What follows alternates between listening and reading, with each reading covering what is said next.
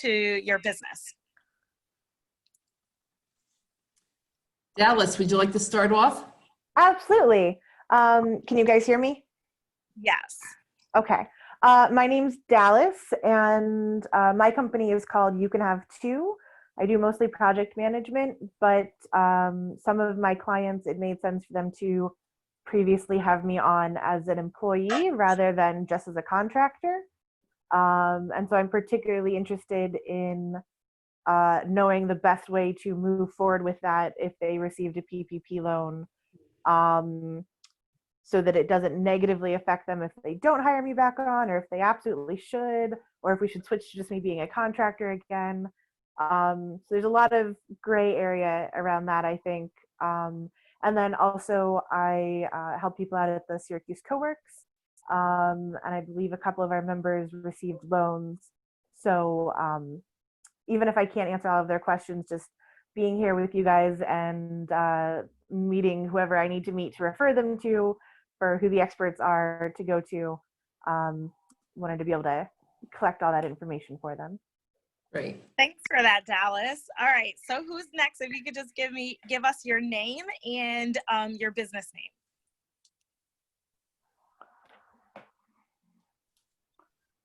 I'll go next. Yeah, I'll go next. My name is Kathy Servas. I own Servas Virtual Services, which is a virtual assistant business located in Dryden, New York. Cool. I've been there. Yeah, it's a nice place. Yeah.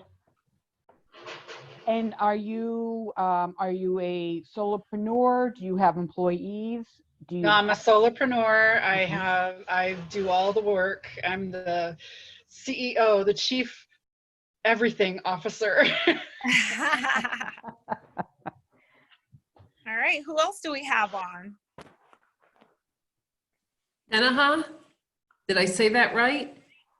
Would you like to introduce yourself?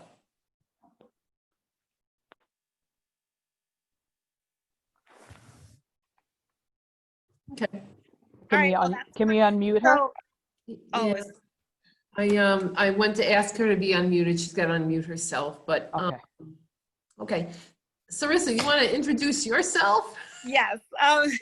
So I'm Sarissa Richardson. I'm one of our business coaches at the WISE Women's Business Center. And Barb, would you introduce yourself, please?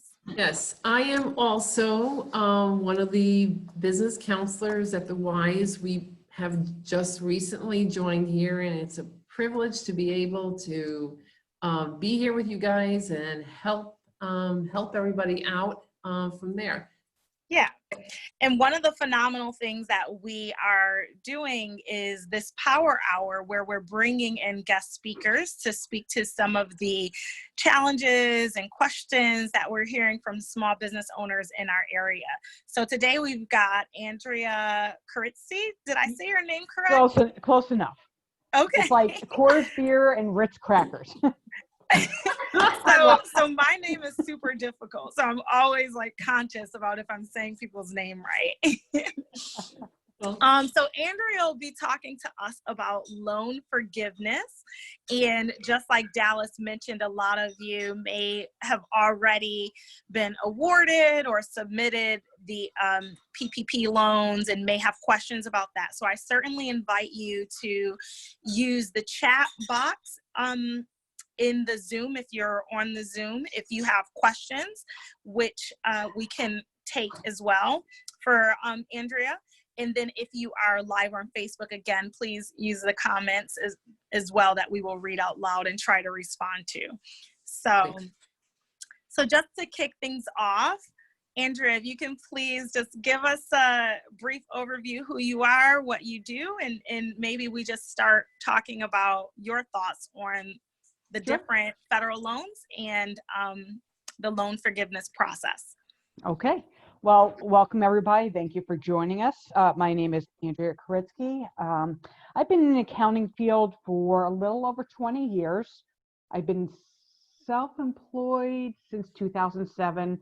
Yes, I'm an accountant, but I'm terrible at math. That's why we have calculators and spreadsheets. I deal mostly with solopreneurs, small to medium-sized businesses. So pretty much I only deal with people who would have qualified for the PPP loan. I deal with many industries, from not-for-profits to retail to online presence only. And I have several clients that some are open, some aren't open yet, some stayed open. Pretty much everyone I've had has gotten this money. So we have been dealing with, hey, how do we get this loan? When do we get the loan? And how do we spend this money?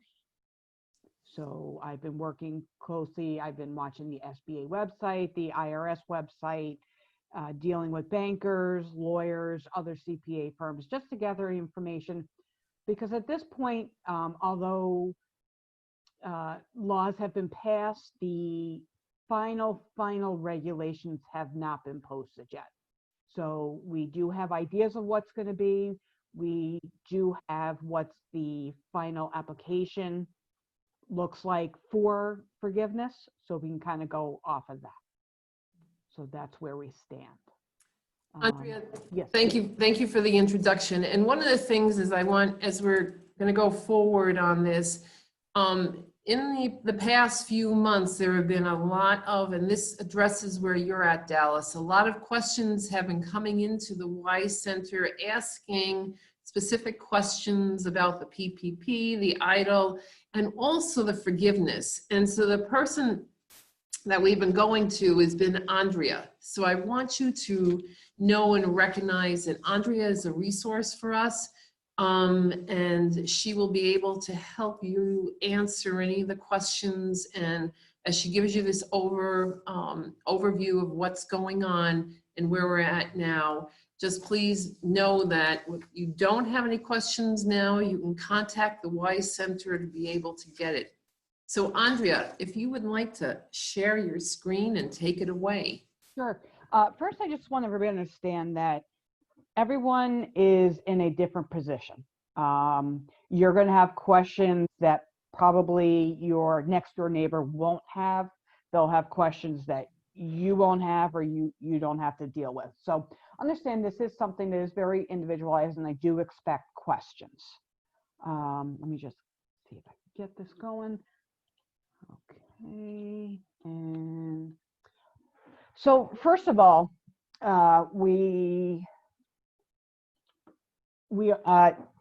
guessing everyone here has already applied for the loan and has received it, because there is a cutoff date to apply for the PPP of June 30th. The maximum amount of your loan was 2.5 times your average monthly costs, a monthly payroll costs. From my understanding, who is here, are you all you're all solopreneurs? Is that correct? So that would be, for us solopreneurs, it is based off of your Schedule C of your 2019 tax return. And it was 2.5 times your net profit. So when this first came out, this was, you had to spend 2.5 times your net profit, but you had to spend it in 8 weeks. We've now gone to 24 weeks. So for your solopreneurs, it looks like 100% of your loan is forgivable. Keep in mind, you still do have to complete the application for forgiveness through your bank. It's not something that's going to be automatic. Now, those that have employees, so let's say they had a $10,000 loan. Originally, they had to spend 75% of that on payroll, which would be salary, wages, sick pay. It does not include the payroll taxes. The only payroll tax would be included would be the state unemployment, which for most people is pretty low. So just keep in mind, it's basically just wages, bonus, sick pay, vacation pay. Okay, and this is only for wages paid after the money actually hits your account. So if you have the excluded payroll costs are payroll, your Social Security, Medicare, and federal unemployment. Also, if you have any employee that makes more than $100,000 a year, it gets prorated. So originally, since it was over 8 weeks, it was maxed out at up here, this $15,385. You couldn't pay them more than that in the 8-week period. But now we're going into a 24-week forgivable period. It's something like about $46,000. If you are an owner of an S Corp, a C Corp, you are on payroll, you are still capped at 2.5 times your monthly payroll of $20,833. So what they did was they took the $100,000 divided by 12, multiplied by 2.5. So if anybody is an owner employee, they are capped at the $20,833. Okay, now it was at 75% of what you had to spend on payroll of your loan, and 25% could have been used for mortgage interest. Keep in mind, this is mortgage interest, not your whole mortgage payment. Some people say, oh, you know, my mortgage is $1,200. Well, only probably about $200 change is included in what you could be used for the forgiveness. What else could be used? Rent or lease payments. And this is the full amount of the rent. Some people pay CAM charges, that would be included, as long as you had the rental agreement in place before February 15th. What else could be included is utilities, electric, gas, water, telephone, cell phone, internet, and what they're even saying now is not only gas for the building, gas for your car, because transportation's included. So now, instead of being limited to 25%, we're now always up to 40%.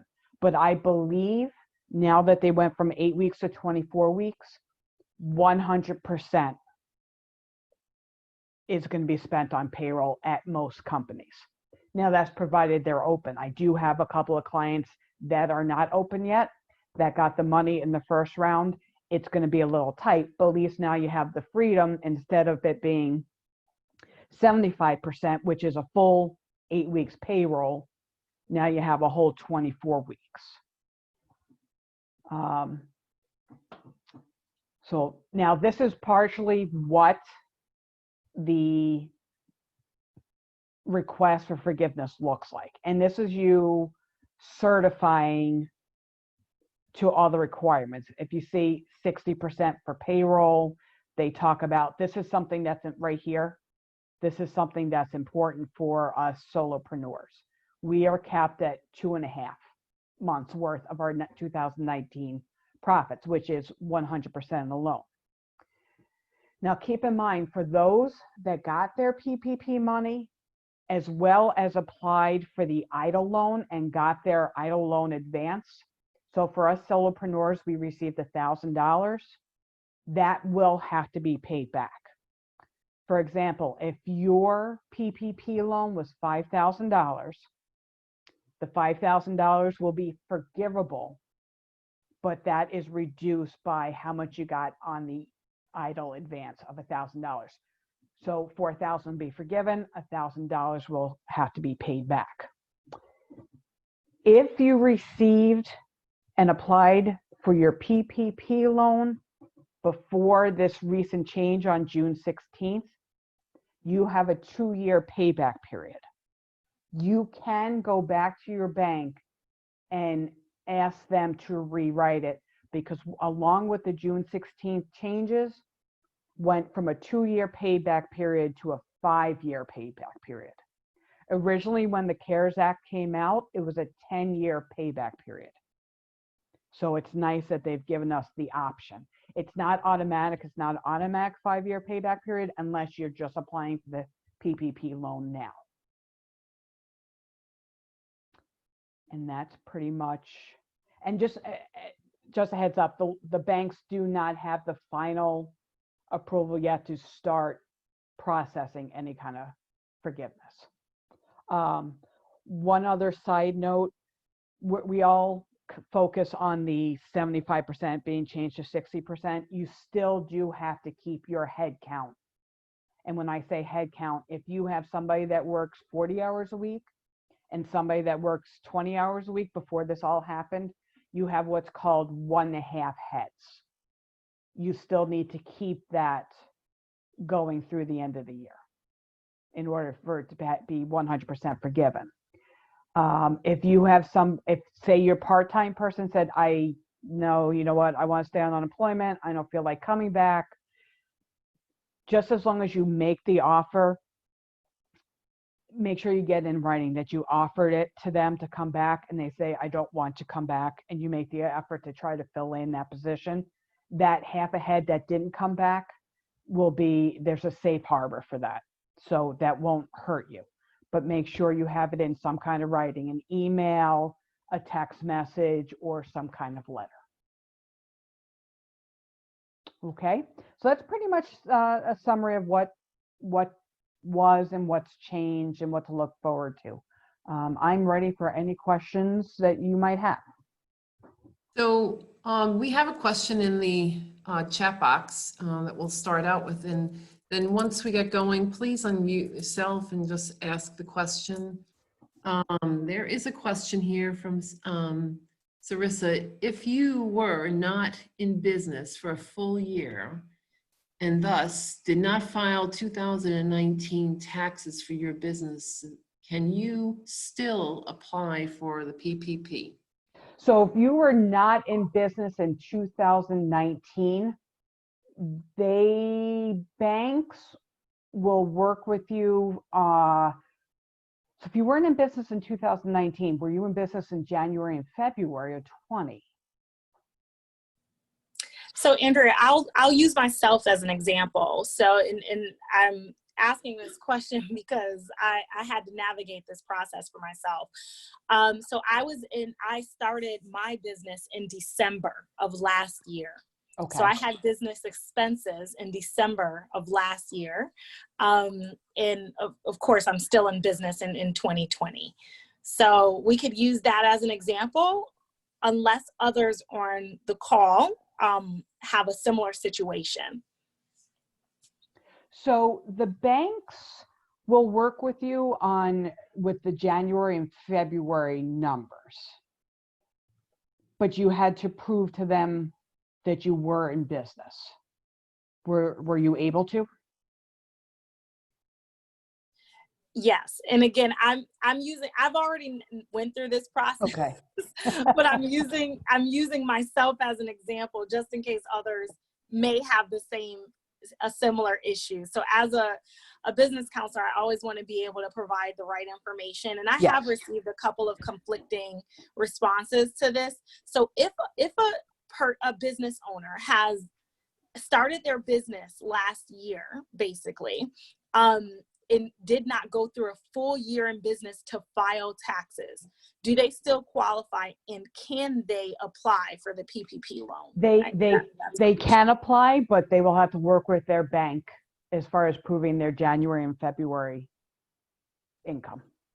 Okay.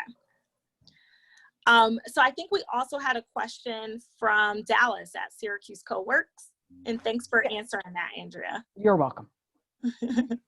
Okay, so I have 3 scenario questions. So one of them is, as a solopreneur, one of the companies I work for, they wanted me to be able to use their equipment and be able to use their software and whatnot, which means since I wasn't providing those things, I had to be an employee for them. So they brought me on as a part-time employee so that I could legally be using some of their equipment. And so they got the PPP loan and they want to bring me back as a part-time employee again. and I'll resume working with them as, as things reopen, their business will pick back up. But also, because I'm only part-time with them, staying on unemployment and the extra $600 a week that goes through the end of July makes more sense for me. But I also don't want to negatively impact their whole PPP deal. Now, understand, did you, if you received PPP funds as a solopreneur? I did not. Okay. Although that is part of my next question. Okay. Well, let me answer that. Yep. If you receive funds from the PPP loan, you cannot claim unemployment at the same time. Right. I did not. Okay. So yes, in order for you to, when were you on their payroll? At what time frame? From November of 2019 through the end of March of 2020. So you would be in their head count, and Yes. your payroll would have been included in their PPP funds. Yes. So they would need to either bonus somebody else out or put you back on payroll in order to take advantage of those funds. Right. So, but if they And don't also include your head count, include Yep. you in the head count. Mm-hmm. Do they have to include me before the beginning of July or before the beginning of August? Yes. Like how soon do they have to bring me back on? June 30th. June 30th? Okay. So there's not a final decision yet on this. As far as the old rule was, you had to bring your head count back to good by June 30th. There's now Okay. been discussion that has been moved to December 31st. Hey, Andrea. Oh, Yes. This is Lacey. I'm one of the Hi, WISE Lacey. business coaches. How are you guys doing? I just wanted to jump in because if I'm understanding the question, it's you're doing an amazing job not wanting to jack up who you work for as far as their head count and what they got from the PPP, correct? But it kind of behooves you to stay on the sidelines right now financially to cover finances, bills, that, right? yes. Perfect. Understand though, you can still work part-time and still collect unemployment. Okay, and if this beautiful soul chooses to not go back for whatever reason, she doesn't have to worry about jacking up her part-time employer if she just says in writing, no thanks. Correct. That kind of puts the employer off the hook, right? For the head count, not the dollars. Okay, and then they can go and find someone else for the dollar piece of it. Correct. Perfect. Okay. But I think if I did go back for them part-time, because right now with the unemployment, I get unemployment and then I get the extra $600 a week. And I think if I went back part-time, it would kind of cancel out the regular unemployment part. And you still get But the I would 600. still get the 600. You wouldn't But then they would, go ahead. wouldn't fully cancel out the unemployment as long as you work less than 4 days and earn less than $504 in the week. You would Yep. still get some of your base unemployment plus the 600. Okay. Excellent. And then that won't negatively affect them if I'm on unemployment just through July, for example. So that's another piece. A company's unemployment rate is based off of how much they paid in versus how much has been charged to their account. There has not been discussion yet if this massive wave of unemployment is going to hurt companies' unemployment rates. Unemployment rates run from anywhere from 1%. I want to believe the maximum is 8.2%. So by you being on unemployment, it has not been said yet whether this is going to affect their unemployment rate or not.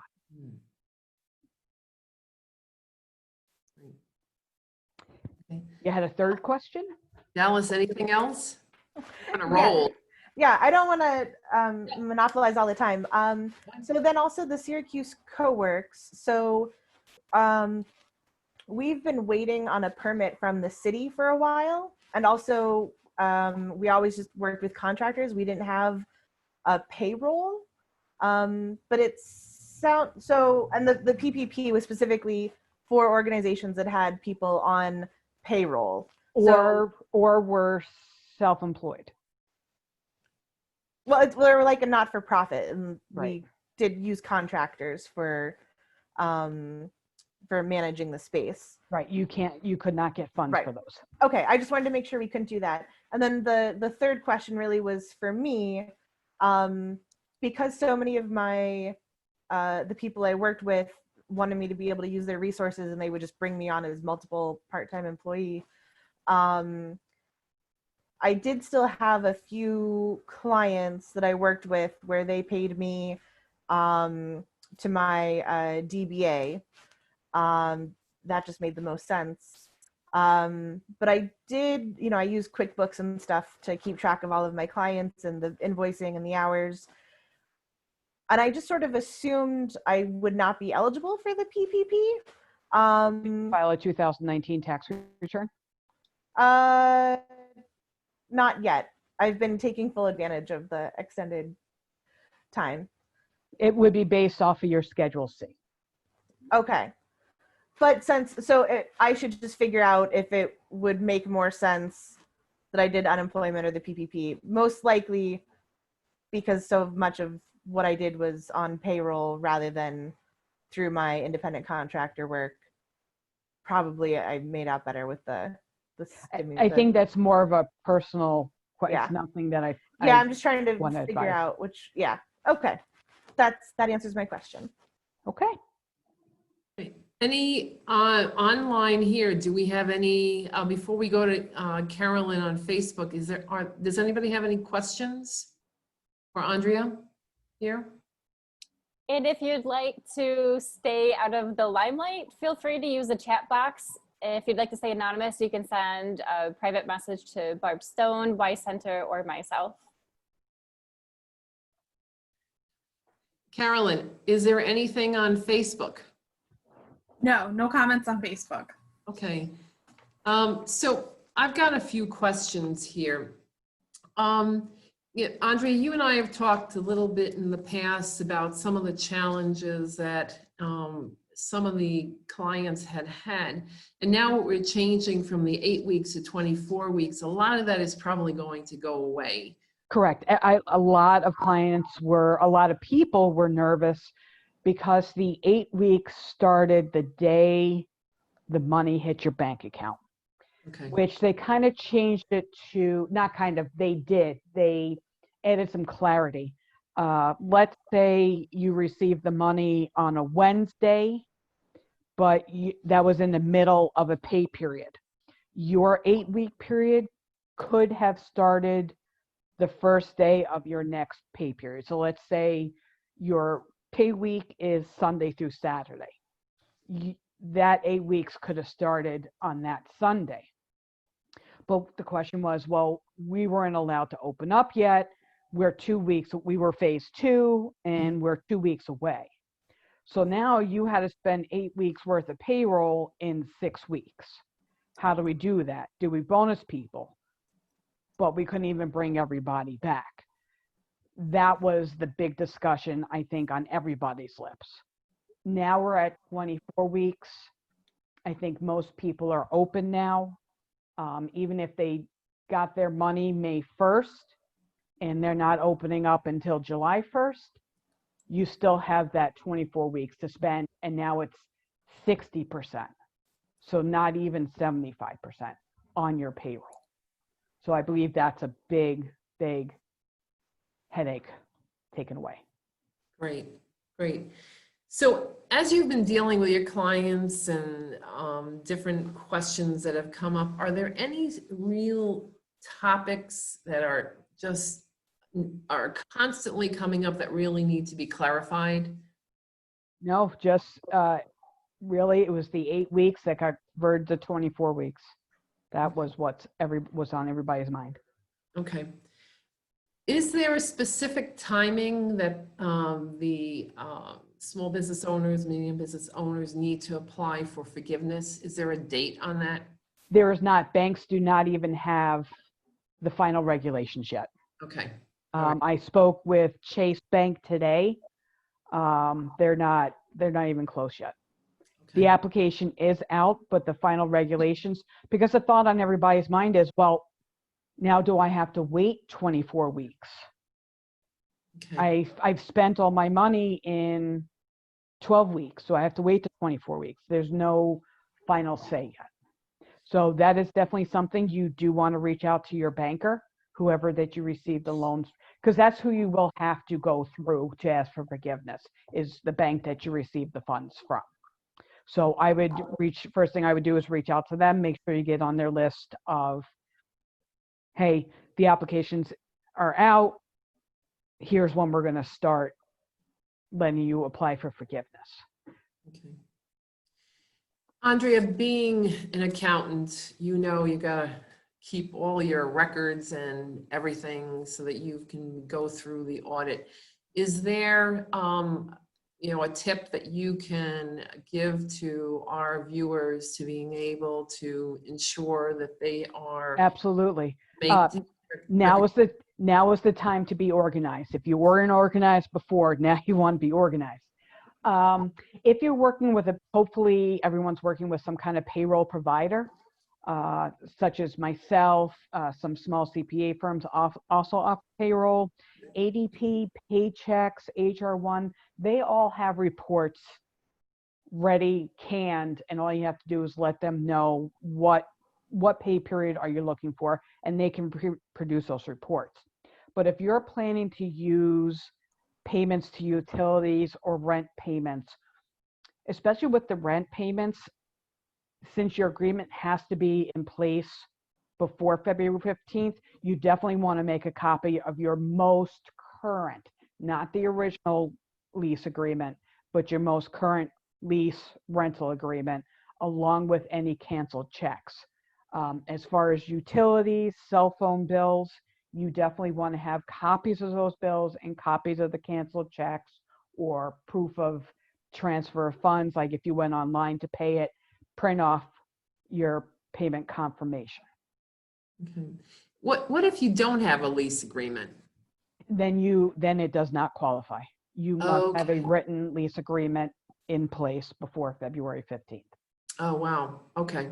All right. That's really. I would hope that nobody enters into a lease or a rental agreement without pay rent or lease without an agreement in place. Okay. Okay.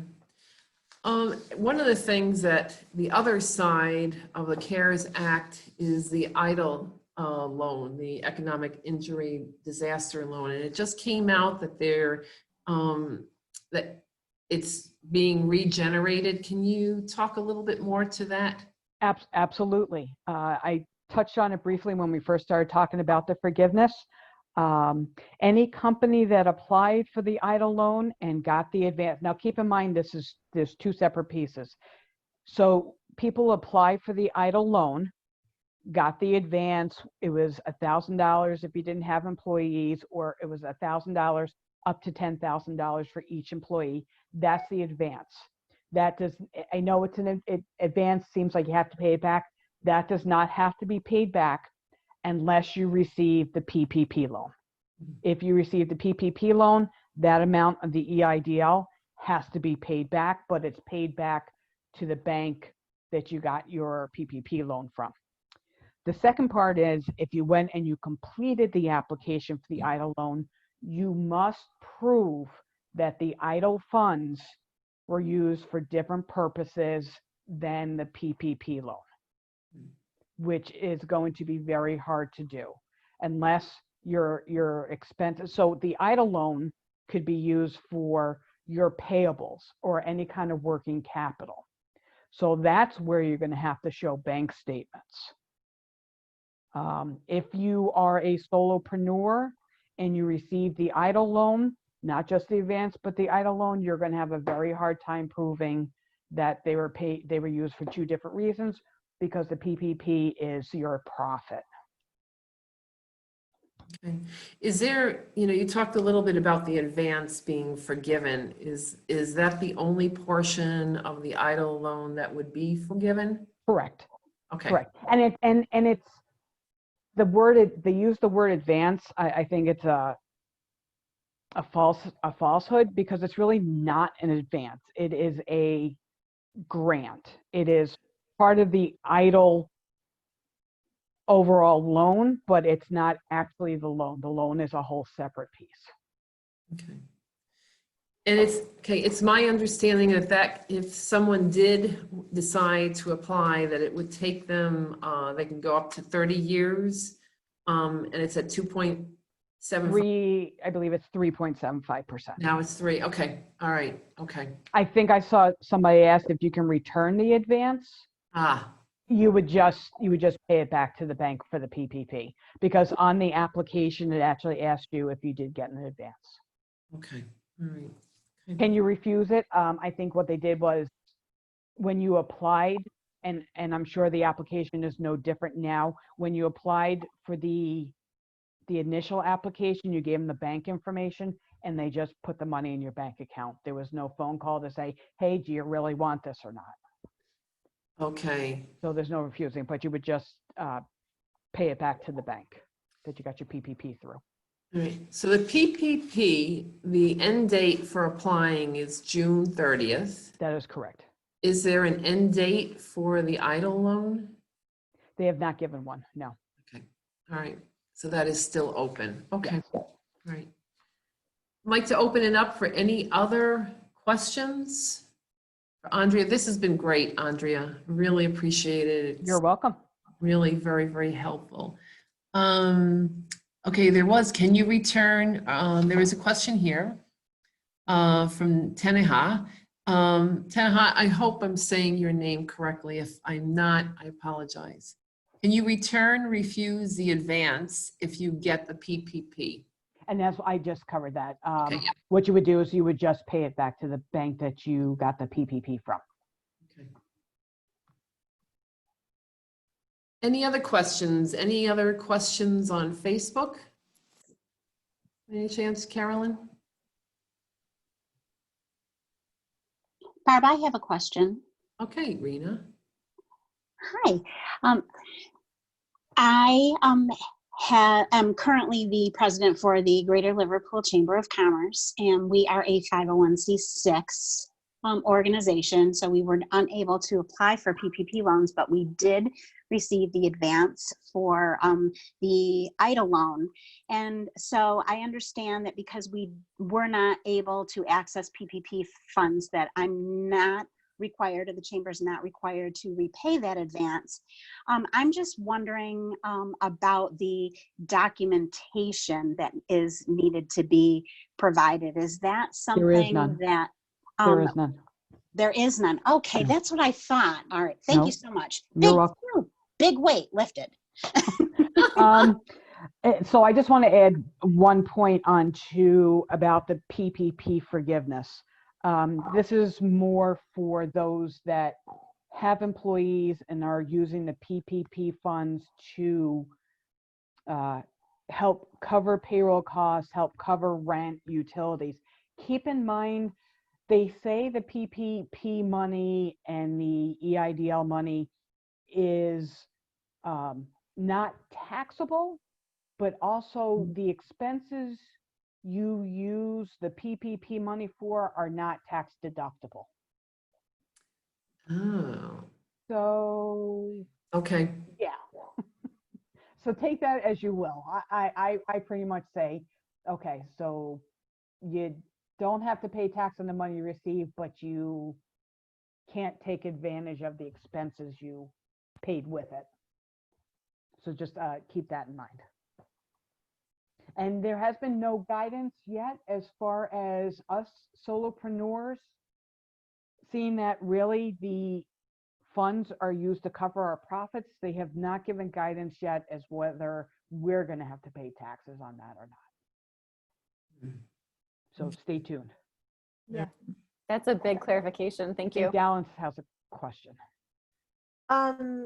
if members from the Syracuse Coworks or anyone else has questions, will this be available for people to rewatch on Facebook anytime? And then should I refer them directly to Andrea or to WISE in general? Please refer them to WISE in general, Dallas, and then we'll, because we may be able to answer some of the questions before we go to Andrea. And Carolyn, I'm gonna take it away I'm gonna ask you the question as far as being able to see the recording of this. Yep. So right now, anything that's being, any of these power hours are going onto Facebook Live. So they're actually being archived directly on there within, I would say, 30 minutes to an hour after the session ends. And then we'll also be archiving them on our website, but that'll take a little bit more time. Thanks for asking that, Dallas. Great. Andrea. Yes. Are there any other words of wisdom that you might have for the women of business entrepreneurs here and anyone that might be listening or listening in the future? Just work closely with your bank, work with your accountant, work with your attorney.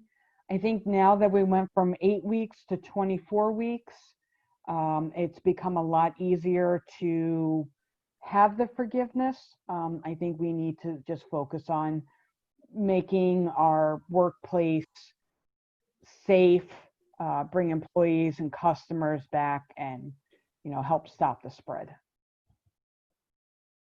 Great, thank you. Anything else? And then Lacey, I'm going to let you close if you'd like. We have 15 more minutes. Is there any other open or general questions while you have Barb and myself and Carolyn from the WISE Center on the phone? If there's something that doesn't pertain to the PPP, we're here for you. We have 15 more minutes. If you'd like to ask a question or comment, I'll give it a couple minutes. And also, I'm going to add to what Lacey said. As we're going to be doing these power hours every week, if there is something that you want, a subject that you would like to have covered, please let us know. We're here to support the community, and we're here to support what you need. So please let us know. Perfect. All right. It seems like it's pretty quiet. And yes, future topics. We did have one future topic come in privately earlier. If we could do a session about balancing student loans and general debt as we try to open business and the best ways to navigate without necessarily taking on additional business debt. That was, a few people actually commented in on that. So maybe that's one to put away. Okay. All right. I think that is an excellent topic because we're encouraging all of these young entrepreneurs to just jump right in, right? So it makes total sense because they'll be carrying that debt for many years to come. And I'm suspecting some of us in this chat room are still carrying a lot of that debt. So I think that's an excellent topic. Yeah, it was a great one. It was a great suggestion. Carolyn, if people are interested in the one-on-one counseling with the coaches, do they email the address that you provided in the chat box? So they can email that address. They can also visit our website, and we have some new contact forms on there. They're a little bit more targeted. So I'll actually, I'll put a link in the chat for everyone, just so they know specifically where to find it. But if there's ever anything you can't find on the website or on our social media, that email address, wisecenter@syr.edu, is always a good way to reach us. Perfect. Thank you. You look fabulous today, by the way, Carolyn. Oh my God, you and Barb constantly, I need to step up my game somehow. You are just amazing. So oh my Lord. Well, there's no reason keeping it to myself, right? I know she looks great, but does she know she looks great? Do you know you look great? Thank you. Yes, that is a type of coaching we have over here. Andrea, thank you for taking so much time out of your Oh, day. you're welcome. I Yes. enjoy this, and I just wish everybody luck navigating through what's going to come in the next few months. Awesome. Thank you, Andrea. Thank you. All right. Be well. Awesome. Bye, I say everybody. we close it up then. See you later, Andrea. And Bye. again, Carolyn's going to put in the link.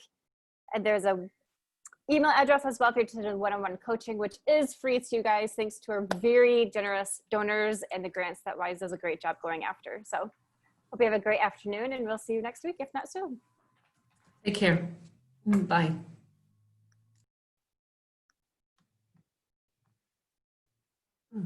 Bye, Carolyn.